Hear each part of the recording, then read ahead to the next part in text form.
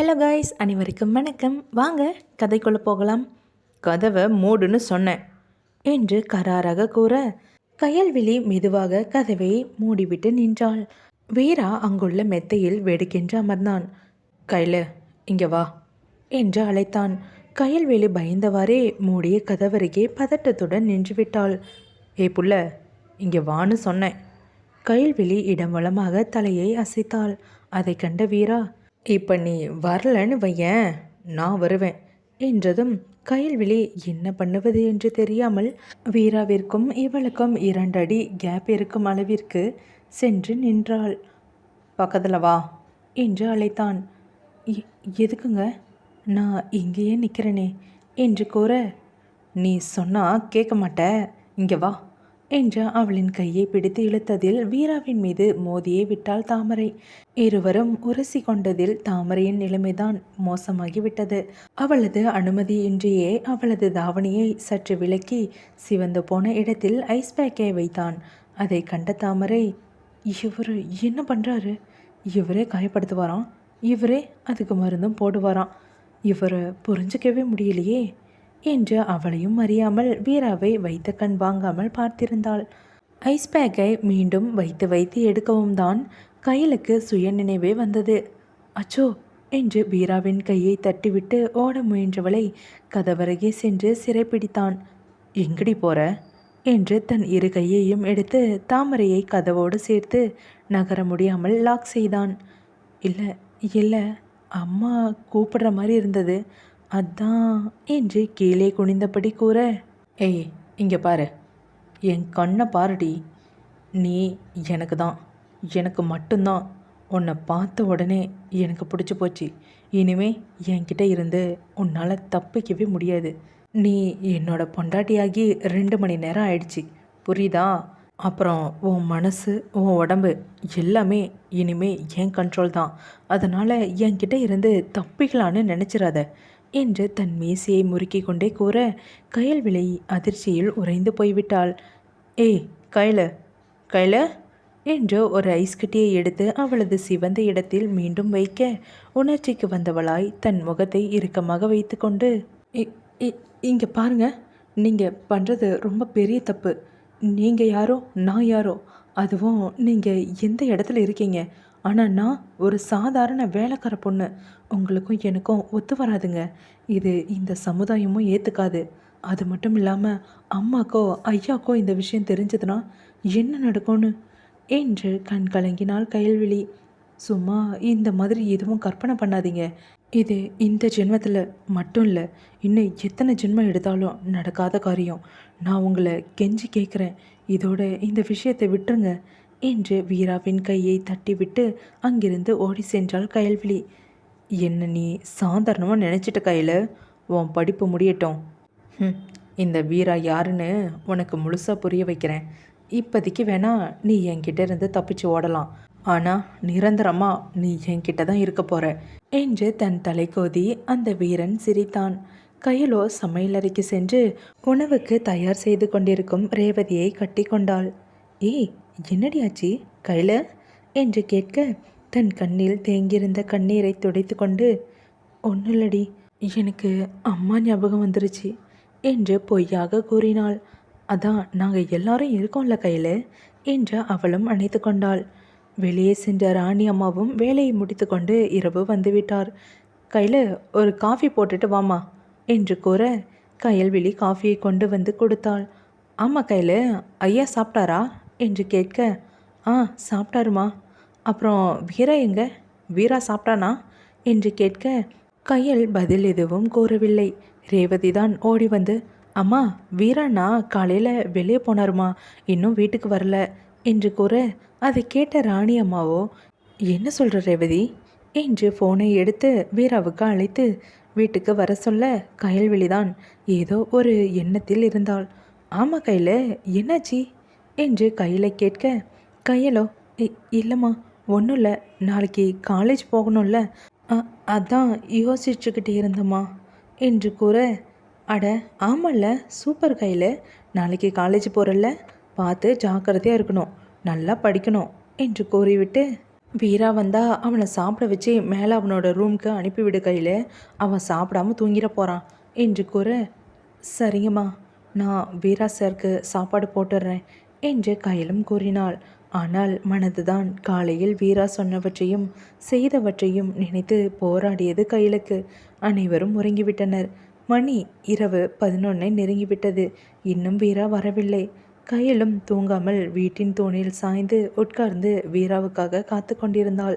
ரேவதி கையிலன் அருகில் வந்து, ஏய் கையில, வாடி தூங்கலாம், எனக்கு தூக்கமாக வருது. வீரா அண்ணா வந்துடுவார், ஜீப் சத்தம் கேட்கும்ல, அப்போ வந்து கூட அண்ணாக்கு சாப்பாடு பரிமாறுவோம், வாடி என்று கூப்பிட, இல்லை ரேவதி, அம்மா சொல்லியிருக்காங்க வீரா சாருக்கு சாப்பாடு கொடுத்துட்டு தான் அவரை மேலே ரூமுக்கு அனுப்பணும்னு, அதனால் நீ போய் தூங்கு, நான் பார்த்துக்கிறேன் என்று கூற, சரிடி, என்னால் முடியல, நான் போய் தூங்குறேன், நீ சீக்கிரம் வா என்று கூறிவிட்டு ரேவதிக்கும் தாமரைக்கும் ஒரு தனி அறை ராணி அம்மா கொடுத்துள்ளார். அந்த அறையில் தூங்க சென்று விட்டாள். இங்கு கயல்வெளி காலையில் நடந்ததை மறப்பதற்கு முயற்சி செய்தும் முடியாமல் உட்கார்ந்திருந்தாள். வீராவின் ஜீப் சத்தம் கேட்கவும், வந்துட்டார் போலேயே. சமையல் அறைக்கு சென்று சாப்பாட்டினை எடுத்து வைத்தாள் கயல்வெளி.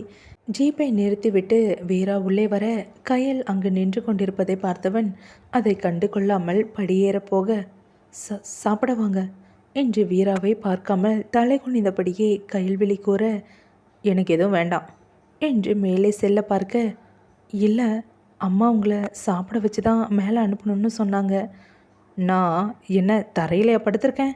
தரையை பார்த்து சொல்லிகிட்ருக்க, என் கண்ணை பார்த்து சொல்லு, நான் வரேன் என்று வீரா கூற, கயல்வெளி அவனின் கண்ணை பார்த்தும் பாராமல், சாப்பிடவாங்க என்று கூற, இவ வேலைக்காக மாட்டா என்று மேலே அவனுடைய ரூமுக்கு சென்று கொண்டே, பால் மட்டும் ஒரு கிளாஸில் எடுத்துகிட்டு வாங்க ஜான்சி ராணி மேடம் என்று சென்று விட்டான். கையிலுக்கோ ஐயோ என்று ஆகிவிட்டது. பசும்பாலை நன்கு காய்ச்சி பழங்களையும் எடுத்துக்கொண்டு வீராவின் அறைக்கு வெளியே நின்று பார்த்தாள். வீரா குளித்துவிட்டு அப்பொழுதுதான் வெளியே வந்தான். பனியனும் டவலும் கட்டிக்கொண்டு கண்ணாடியில் தலையை துவட்டியவாறு கையிலை கண்ணாடியில் பார்த்தான். உள்ள வந்து அந்த டேபிளை வச்சிரு என்று கூற, கையலும் தயங்கியவாறே பாலையும் பழத்தையும் டேபிளில் வைத்தாள். வைத்துவிட்டு நகர பார்க்க, எங்கே போகிறீங்க ஜான்சி ராணி, அந்த பழத்தை கட் பண்ணி கொடுங்க என்று கூற, ஐயோ, இவர் என்னை விடமாட்டார் போலையே என்று கத்தியை எடுத்து பழத்தை கட் செய்து கொண்டிருந்தாள். வீரா அந்த பாலை எடுத்து குடித்து விட்டான். பழத்தை வீராவிடம் கொடுக்க, எனக்கு வேணாண்டி, நீ சாப்பிடு, நீ இன்னும் சாப்பிடவே இல்லைல்ல என்று கேட்க, இவருக்கு எப்படி தெரியும் நம்ம சாப்பிடலன்னு என்று கையில் நினைத்து கொண்டிருக்க, நீ சொன்னா கேட்க மாட்டேன், இங்கே வா என்று வீரா தன் அருகில் உட்கார வைத்து பழத்தை ஓட்டினான். அதை பார்த்து கையிலுக்கு தன் அம்மாவின் நினைவு வர கண் கலங்கிவிட்டாள். என்னடி ஆச்சு, எதுக்கு பழுற என்று கேட்க, அம்மா அம்மா என்று அழுதாள். இங்கே பாரு, உன்னோட அம்மா அதான் என்னோட மாமியார், இங்கே நம்மளை சுற்றி தான் இருப்பாங்க, நம்ம கூடவே தான் இருப்பாங்க என்று கூறி கண்களை துடைத்து விட்டான். போதுங்க என்று வீராவின் கையை பிடித்தாள். நீங்கள் இந்த மாதிரி என் மேலே எந்த அக்கறையும் பட வேண்டாம், என்னை விட்டுருங்க, நான் ஒரு சாதாரண பொண்ணு, உங்களுக்கு இருக்கிற வசதிக்கு ராணியம்மா பெரிய பெரிய ஜமீன் வீட்டு பொண்ணுங்களெல்லாம் உங்களுக்காக பார்த்துட்ருக்காங்க, நீங்கள் அந்த மாதிரி பெரிய வீட்டு பொண்ணுங்க கூட தான் வாழணும், கல்யாணம் பண்ணணும், இந்த காதல் ஆசை எல்லாம் நமக்குள்ளே வேண்டாம் என்று கூற, அவ்வளவுதான். அவ்வளவு நேரம் பொறுமையாக இருந்த வீரா கோபத்தின் உச்சிக்கு சென்று விட்டான். கயல்வெளியின் பின்னந்தலைமுடியை பிடித்து தன்னோடு இறுக்கி தன் பக்கத்தில் இருந்த பழம் வெட்டும் கத்தியை எடுத்து அவளின் கழுத்தில் வைத்து, உனக்கு ஒரு தடவை சொன்னா புரியாதாடி, ஏண்டி என்னை இப்படி சாவடிக்கிற, நீதான் என் பொண்டாட்டி, எனக்கு வேற எவ்வளவும் தேவையில்லை, புரியுதா என்று கத்தியை தூக்கி விசிறி எறிந்தான். அதை பார்த்து கையலுக்கு வேதனையாக இருந்தது. நீங்கள் என்ன சொன்னாலும் சரி, இது நடக்காத விஷயம், தேவையில்லாமல் நீங்கள் கற்பனை பண்ணாதீங்க, உங்கள் வசதிக்கு ஏற்ற மாதிரி ஒரு பொண்ணை பார்த்து கல்யாணம் பண்ணிக்கோங்க. வீராவுக்கு மேலும் கோபம் ஏற, வாயை மூடுடி என்று ஓங்கி கன்னத்தில் அரைந்து விட்டான். நான் என்ன பண்ணணும், யாரை கல்யாணம் பண்ணணும்னு நீ சொல்லாத, புரியுதா என்று கூற, கையிலோ வீரா அடித்த வலியை தாங்கிக் கொண்டு கண்ணீரோடு நின்றிருந்தாள். அதை கண்டவனின் மனது நொந்து போனது. உடனே அவளை இழுத்து அணைத்து கொண்டான். இந்த வீரா ஒரு தடவை முடிவு பண்ணிட்டனா அது எப்பவும் மாறாது என்று கூற கையலுக்கு உலகமே இருண்டு விட்டது போல ஒரு உணர்வு. மனம் நொந்து போய் தன்னுடைய அறையில் படுத்து கொண்டாள் கயல்விழி. இரவெல்லாம் தூங்காமல் கண்கள் சிவக்க படுத்திருந்தவளை ரேவதி பார்த்து, அடியே கையிலே, என்னடி ஆச்சு, நீ தூங்கவே இல்லையா என்று கூற கையலோ நேற்று நடந்தவற்றை எல்லாம் ரேவதியிடம் கூற, என்னடி சொல்கிற, உண்மையாவா?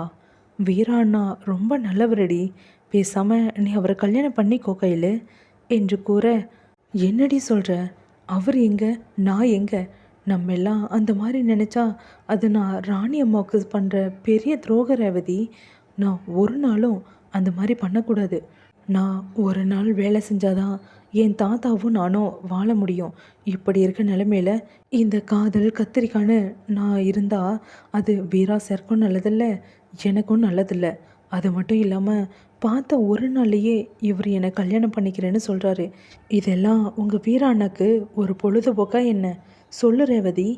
ரேவதி கையிலை பார்த்து, வீராண்ணாவை பற்றி உனக்கு என்னடி தெரியும்? அவர் எவ்வளோ பெரிய ஆள் தெரியுமா? எவ்வளோ பேருக்கு எவ்வளோ உதவி செஞ்சுருக்கார் தெரியுமா? அது மட்டும் இல்லை, என் மானத்தையே அவர் தான் காப்பாற்றினார். இல்லைன்னா நான் இன்றைக்கி உயிரோடு உன்கிட்ட இப்படி உக்காந்தி பேசிகிட்டு இருக்க மாட்டேன் கையில். ஒரு 2 வருஷத்துக்கு முன்னாடி. இதோட இந்த எபிசோட் முடியுது காய்ஸ். நெக்ஸ்ட் எபிசோடில் என்ன நடக்க போகுதுன்னு பார்க்கலாம். மறக்காமல் நம்ம சேனலை சப்ஸ்கிரைப் பண்ணி வச்சுட்டு பாருங்கள். இந்த எபிசோட் எப்படி இருந்ததுன்னு மறக்காமல் கமெண்ட்டில் சொல்லுங்கள். தேங்க்ஸ் ஃபார் வாட்சிங். பாய்.